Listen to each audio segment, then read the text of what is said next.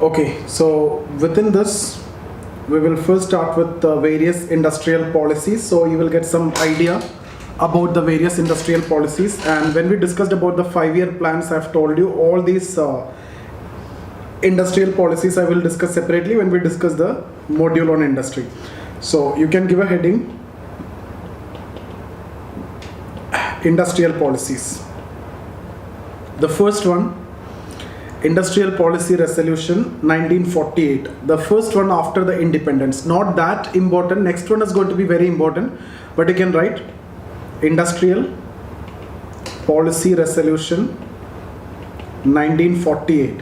So it actually laid the idea of mixed economy.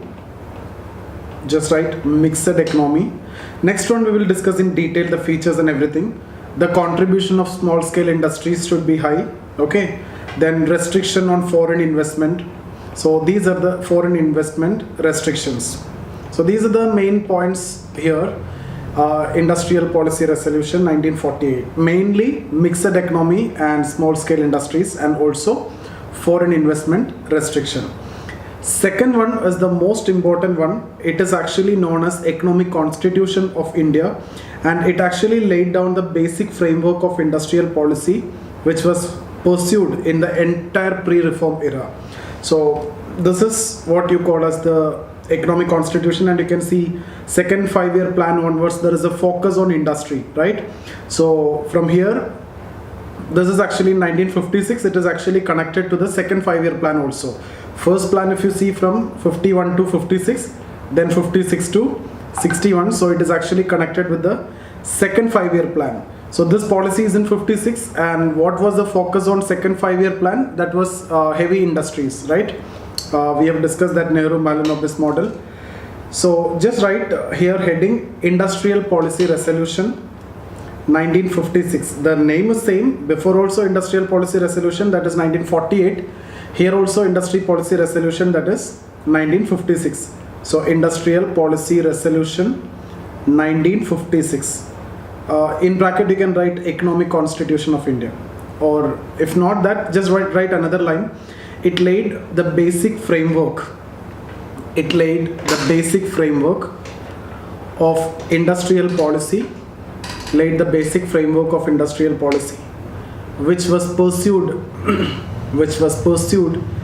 in the entire pre-reform era. Which was pursued in the entire pre-reform era. So you can connect it with the second 5-year plan also. You can see the objective of second 5-year plan mainly was related to heavy industries. So here you can connect it with this particular industrial policy resolution. So now what we need to write is actually the features. Okay, so first one, the public sector to play leading role in industrial development. The public sector to play leading role in industrial development. Why public sector to play the leading role? Because if you remember the 5-year plan itself, you can see it is based on heavy industries, right? So if it is heavy industries, the private don't have much capital for going for heavy industry. And you know the long gestation period, if you need to make profit out of it, you have to wait for a long time. So private sector, it was not desirable. It may be desirable, but it was not practical. So that is why public sector have to play the leading role in the industrial development, which was based on heavy industries. Second point, industries were classified into 3 categories. 3 categories.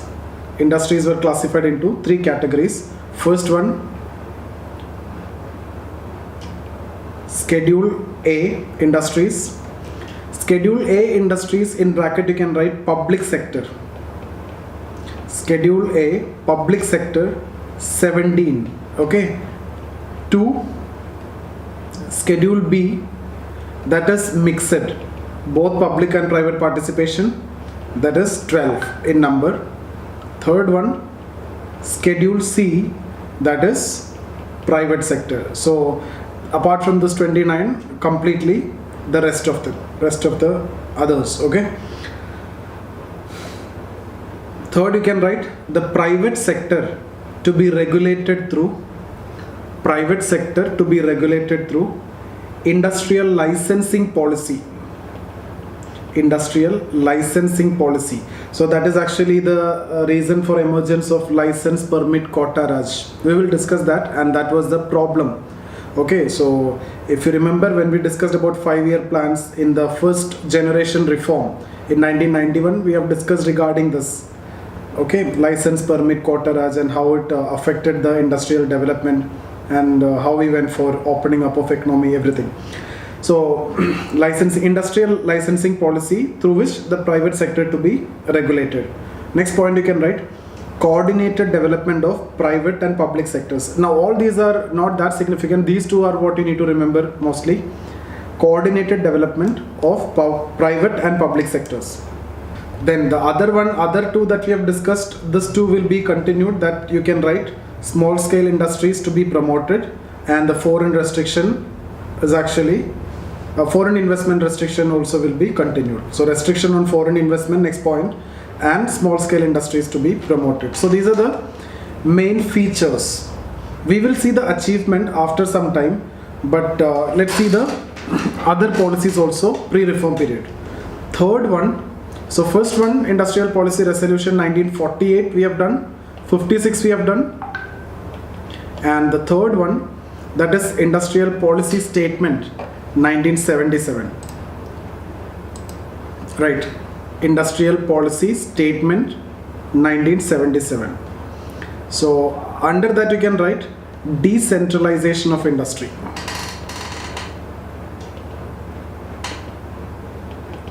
Decentralization of industry.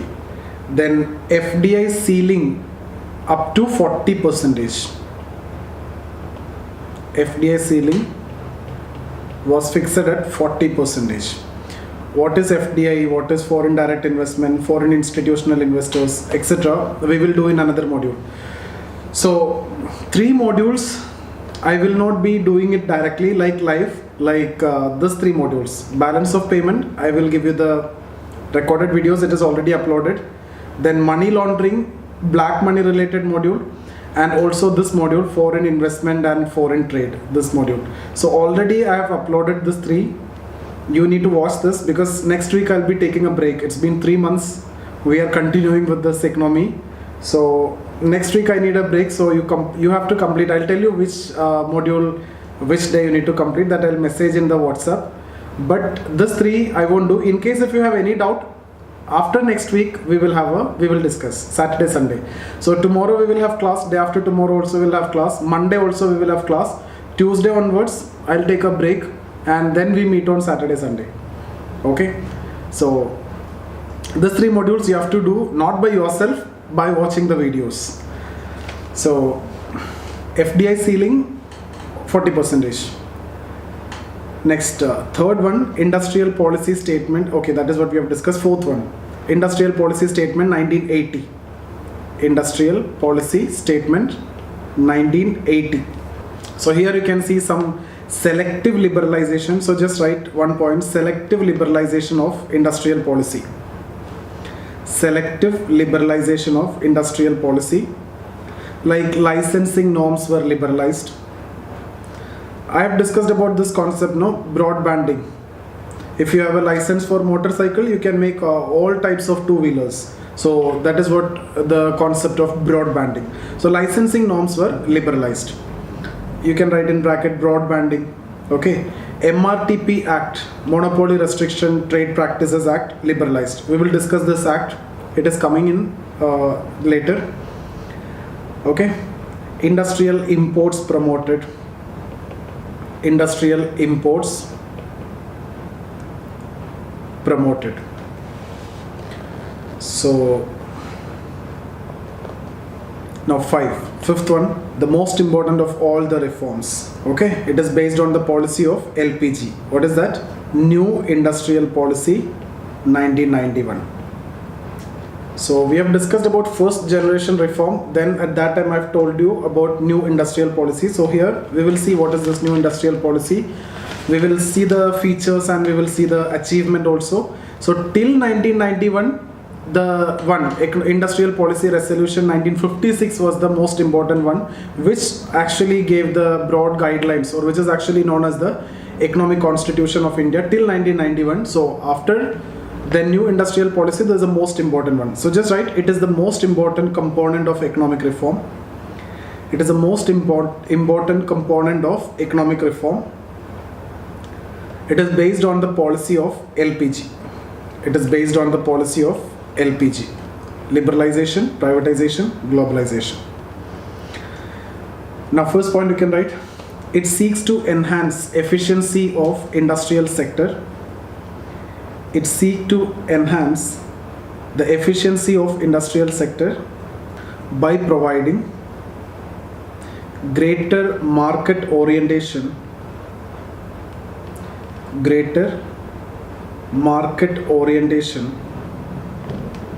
and competitive stimulus.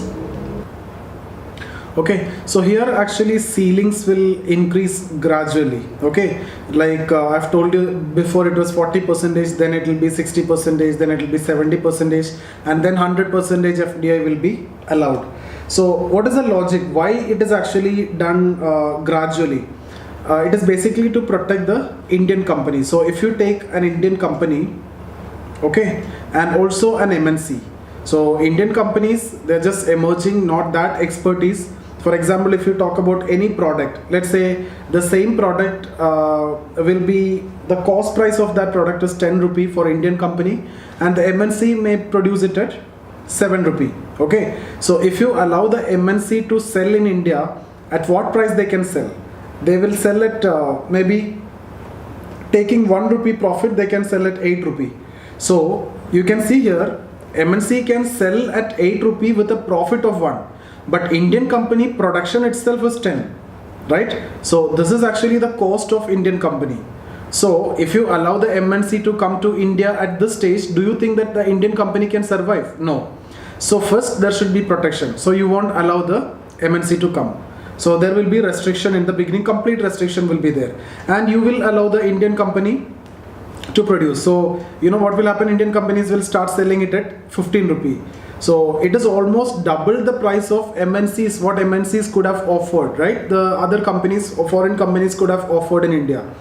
But why gradually reducing that? So here you can see the profit of 5 rupee. So why gradually allowing MNC?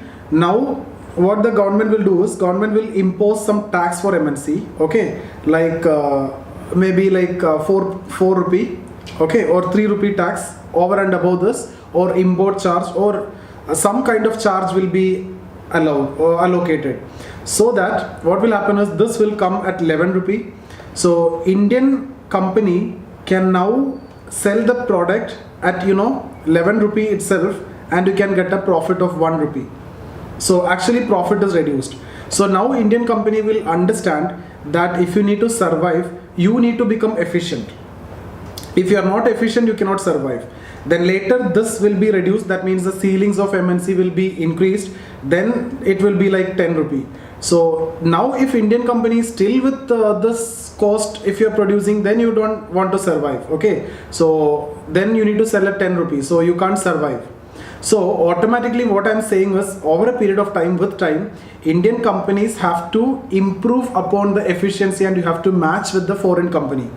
Okay, so that is the reason why gradually it is allowed, not suddenly. And if you are not allowing gradually, that is also a problem. What is the problem? Because the consumers will suffer by paying this much. This company, Indian company, won't do anything for the improvement in efficiency or productivity. So that is the reason, that is the logic why this investments are given gradually. If investment is required, if you ask me, yes, it is required. But all of a sudden, if you give, what will happen? This will go out completely. So gradually you will be allowing the foreign company. Meantime, you are allowing the Indian company to improve upon the efficiency, so that you can compete with the foreign companies. So we will see the main features here. You can write features of the new industrial policy 1991. First one, FDI ceiling increase from 40 to 51. So just before I have told you 40, now 40 to 51. in selected high priority industries. Now it is 100%, almost all sector it is 100%. Okay, so 40 to 51 percentage in selected high priority industries. Second point, Foreign Investment Promotion Board. Foreign Investment Promotion Board was established as a single window approval, FDI approval authority. As a single window foreign direct investment approval authority. So it is a FIPB is actually a foreign direct investment approval authority. Under which ministry? Under Finance Ministry. But members of this will be from various ministries. Okay. Now in budget 2017-18 as it is actually abolished, because now its importance is actually came down, because there are now FDI is coming in two routes, right? The automatic route. So here there is no need of approval.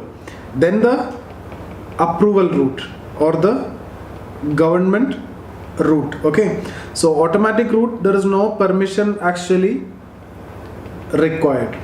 So where you will get automatic approval, just write there. Third point, automatic approval was provided. This automatic approval was provided to technology transfer agreements.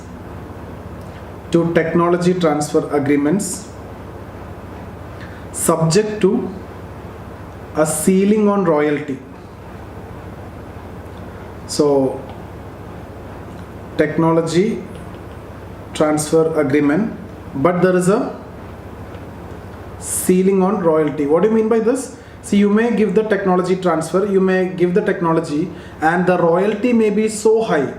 So the Indian company who's getting the technology may keep on paying so high royalty. Okay, so there should be a proper ceiling on that royalty. Otherwise, it won't be of any use for India, right? So if the Indian company receive this technology and if you need to pay that royalty, the cost will be so high of the product also. So Indians are not going to get any advantage of that. So there should be a ceiling on royalty. This we will discuss when we discuss in detail about WTO. What is this royalty and why the ceiling and everything. Fourth, phased manufacturing program was abolished. Phased manufacturing program was abolished. I'll tell you what is it. Just write what is phased manufacturing program. Under PMP, phased manufacturing program, government used to impose a condition on foreign firms. Government used to impose a condition on foreign firms in their use of imported inputs, or government used to impose a restriction on foreign firms using imported inputs.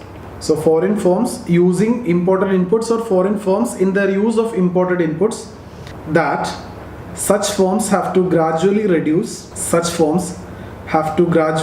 the imported inputs and finally eliminate the use of imported inputs. So that's what phased manufacturing program. So foreign companies, when they come, at that time you are allowed to import the inputs, but it has to be gradually reduced and it has to be eliminated completely later. Okay, so that is what phased manufacturing program that was abolished. Now if you want, you can import. 5. Delicensing.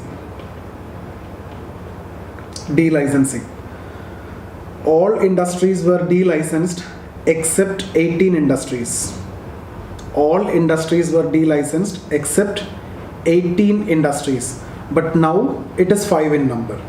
That time all industries delicensed except 18. Now it is 5. What are that 5? First one you can write alcohol and narcotics. 1. Alcohol and narcotics. Second, cigarette and tobacco. Third one, industrial explosives. Industrial explosives. Fourth one, hazardous chemicals. Fifth one, defense and electronic aerospace. Defense and electronic aerospace. Okay, so alcohol and narcotics, cigarette and tobacco, industrial explosives, and hazardous chemicals, defense and electronic, aerospace. So this has to be, so delicensing except this 5. Now this is a current situation, but that time 18 industries. You don't want to know what is that 18 areas, 18 sectors. This is what you need to know now. Okay, so this can be a prelims question. 6th point, locational license policy. Locational license policy was liberalized. Locational license policy was liberalized. Under that you can write, locational license was required only by polluting industries which were to be located within 25 kilometer periphery of a city having population of 1 million or more. So locational license is required for the polluting industries, only for the polluting industries, and if it is located within 25 kilometer within the periphery of a city having 1 million or more population. 7. MRTP, Monopoly Restriction and Trade Practices Act, MRTP Act 1969 liberalized. Just write one line, I will explain what is this. Under the act, MRTP means Monopoly Restrictive Trade Practices Act. It is basically to eliminate the monopoly. Okay, so Monopoly Restrictive and Trade Practices Act liberalized. Just write one line. Under the act,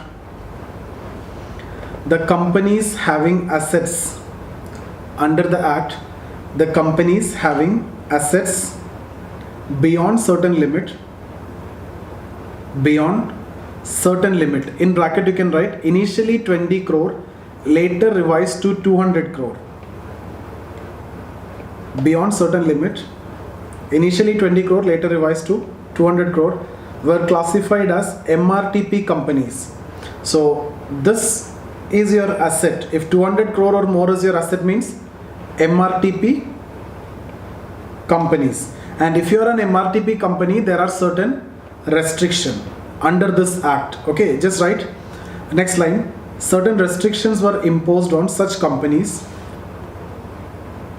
Certain restrictions were imposed on such companies and their activities were rigidly regulated by the MRTP Commission.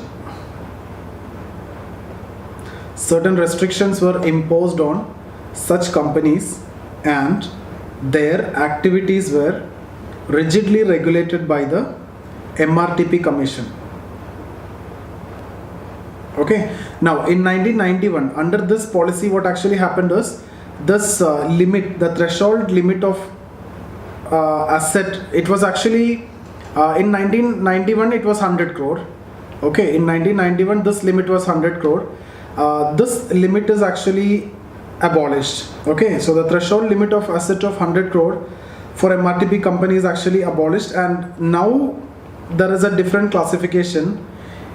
If the market share is more than 25%, and also one more condition is there which is very important, some malpractices. Then malpractices means anti-competitive practices. You can say when Jio came, anti-competitive practices which was followed, but that's not the case because at that time there is no 25%, so it won't attract MRTP. Okay, so now if you are having market share of 25% and then anti-competitive practices, then it will be classified under MRTP. That is a new definition. Okay, so you can write here anti-competitive practices. So more than 25% of market share and also some malpractices. Okay, now before I have talked about a licensing policy, right, introduced by Industries Development and Regulation Act So you can just write licensing policy. I'm just going to explain the context of this MRTP. So now then why MRTP was abolished and Competition Act 2002 was passed. Everything I'll discuss now, but just understand this. Just write one line, licensing policy. Under that you can write it was introduced by Industries Development and Regulation Act. Industries Development and Regulation Act 1951. The main objective of this, objectives, you write industrial development as per national priorities. Industrial development as per national priorities. Second objective was balanced regional development. Third objective, reduce inequalities. So national priority, industrial development as per national priority, balanced regional development, reduce inequality. Okay, now there was a committee in 1967, Subhimant Dutt Committee. Subhimant Dutt Committee 1967. So Subhimant Dutt Committee actually observed the misuse of licensing policy. Okay, actually this licensing policy created monopoly. Because it is actually misused. Like if you are getting license, it is very difficult to get the license. So once you get the licensing, then you try to establish monopoly in that area, okay, based on that license. So that is actually the context in which this MRTP Act was passed. MRTP Act was passed in 1969. So now the entire policy, this licensing is not there and the entire context is different, no? So at this point of time, there is no need of what? MRTP Act. So MRTP policies, MRTP Act is not desirable at this point of time because of new policies, right? Especially new industrial policy 91. So MRTP Act is not desirable. So in 2000, there is a committee, SVS Raghavan Committee. SVS Raghavan Committee, and this committee was actually on the competition policy,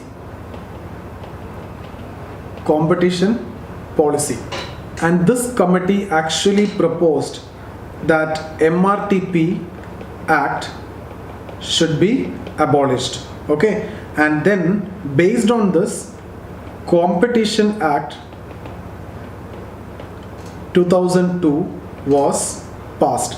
So if you see here, based on this recommendation, Subhimant Dutt Committee recommendation, which act was passed? MRTP Act was passed. Now based on which committee Competition Act was passed? It is SVS Committee. So Competition Act is not to regulate competition as such, it is basically to promote also. Okay, so MRTP means it is basically restriction. So that word itself was actually a problem. So it is not only restriction or regulation, it is effectively promoting competition only. Okay, so just write one line there, Competition Act 2002. I will deal it in detail, and I will also talk about this corporate social responsibility and all these things. Just write one line. It seeks to create competitive conditions. It seeks to create competitive conditions in the economy by creating a level playing field for all firms.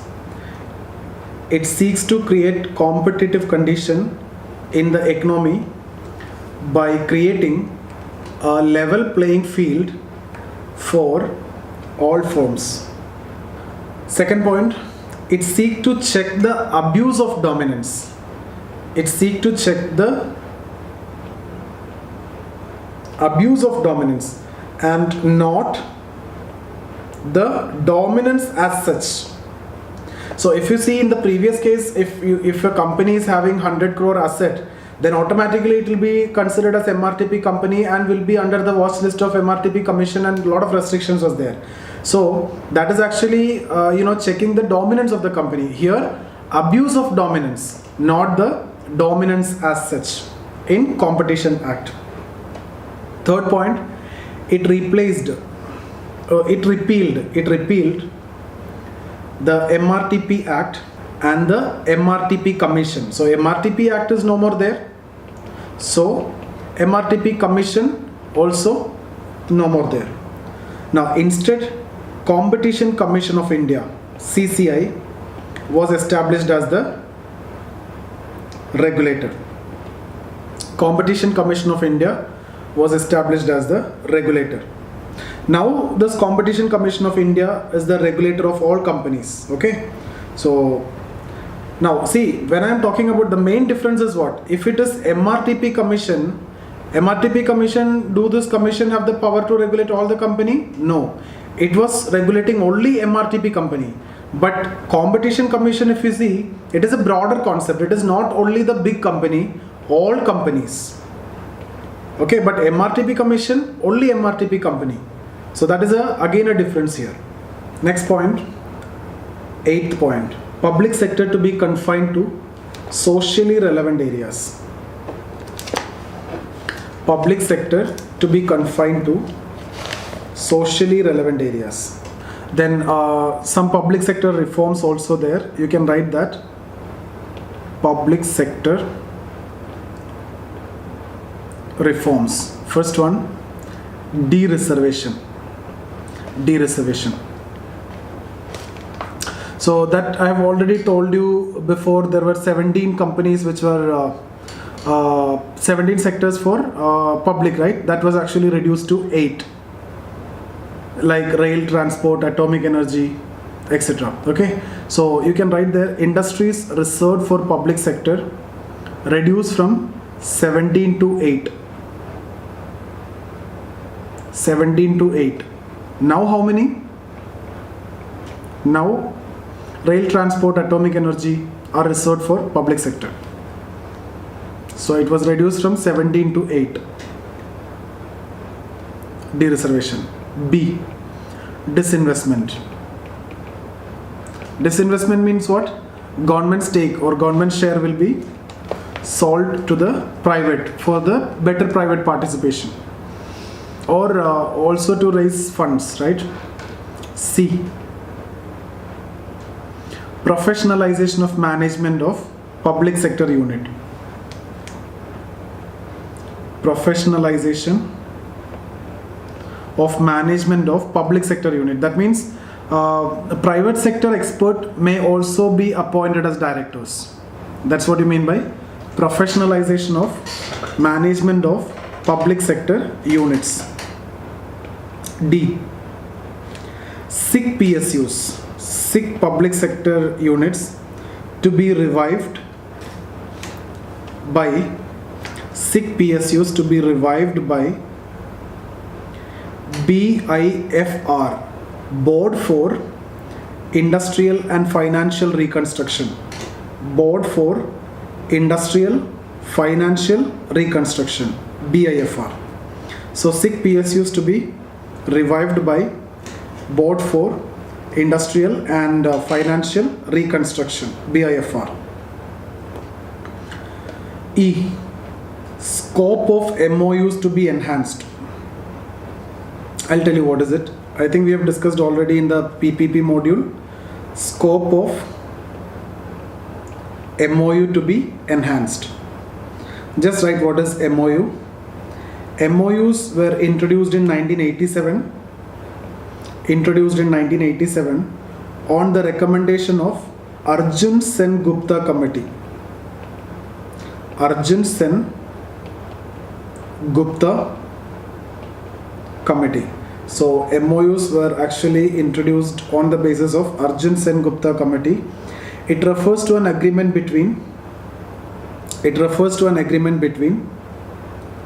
management of PSU and the concerned ministry under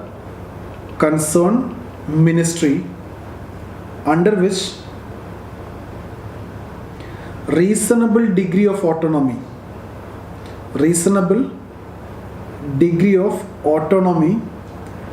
is provided to the former, that means PSU. Reasonable degree of autonomy should be provided to the former, that means PSU.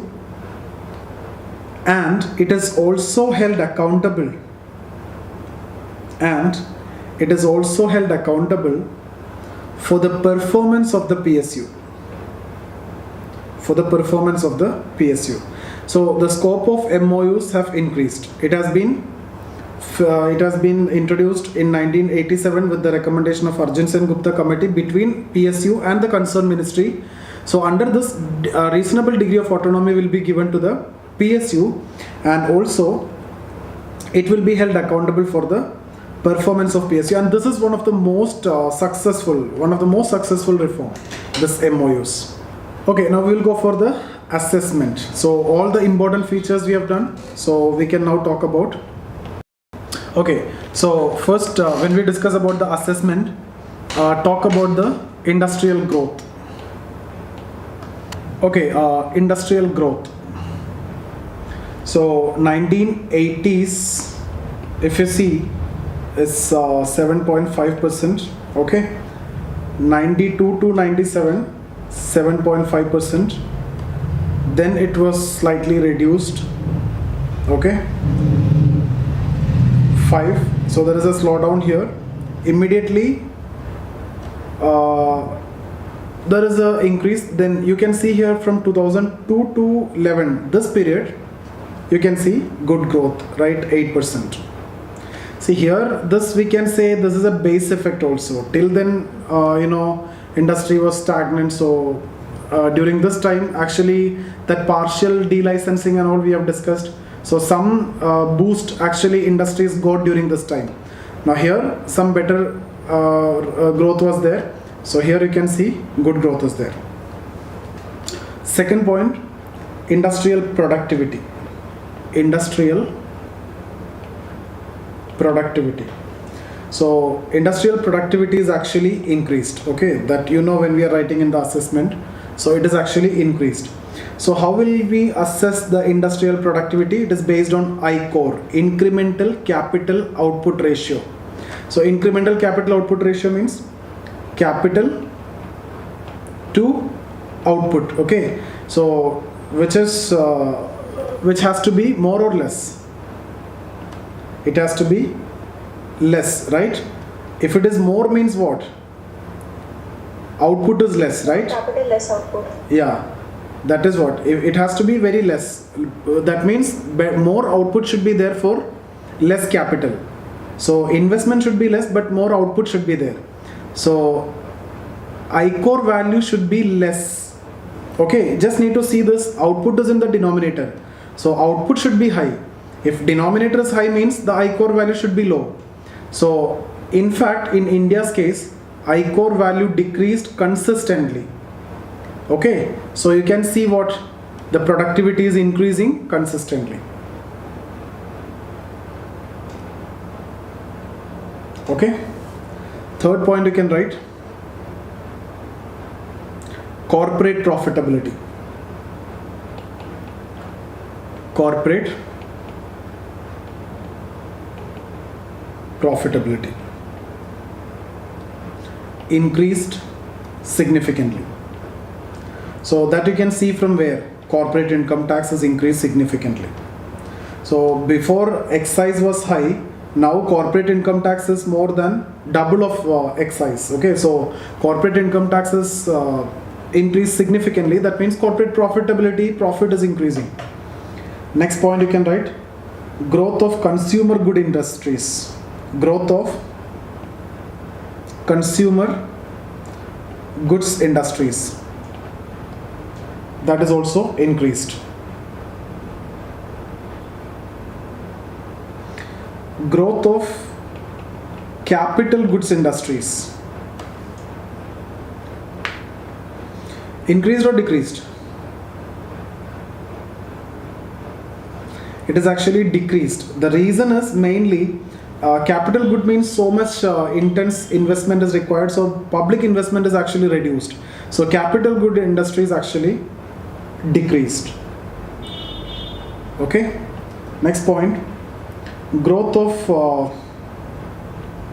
Registered manufacturing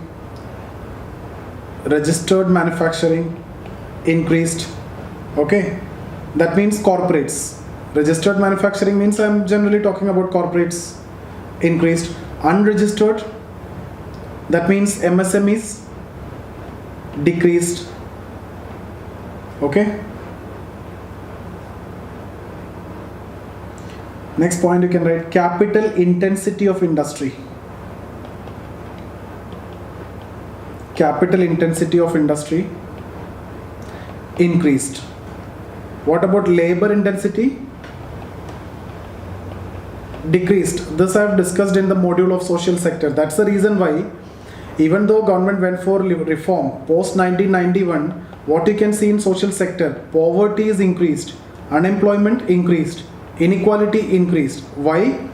Because what happened is the investments are not coming in labor intensive industries, it is capital intensive. So human labor is actually replaced in most of the cases, right?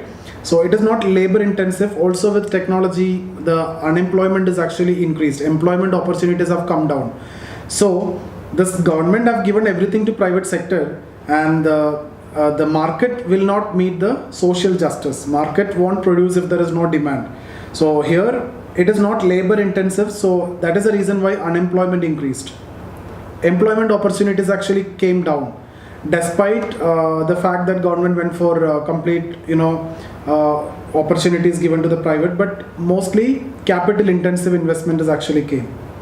So the assumption was employment opportunity will be increased, with that poverty can be solved. Okay, the unemployment problem can be solved, inequality will be coming down, the trickle down approach.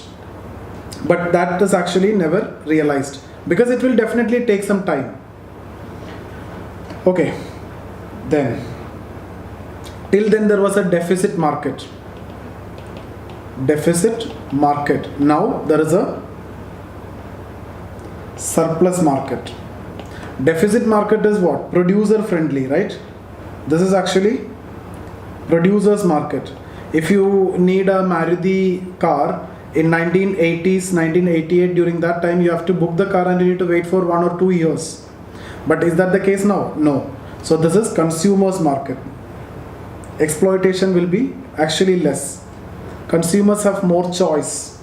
Now you can also write impact on firms owned by Indians. Impact on firms owned by Indians. What are the positive impacts? Increase the scope of foreign collaboration. Increase scope of foreign collaboration, right? Foreign collaboration.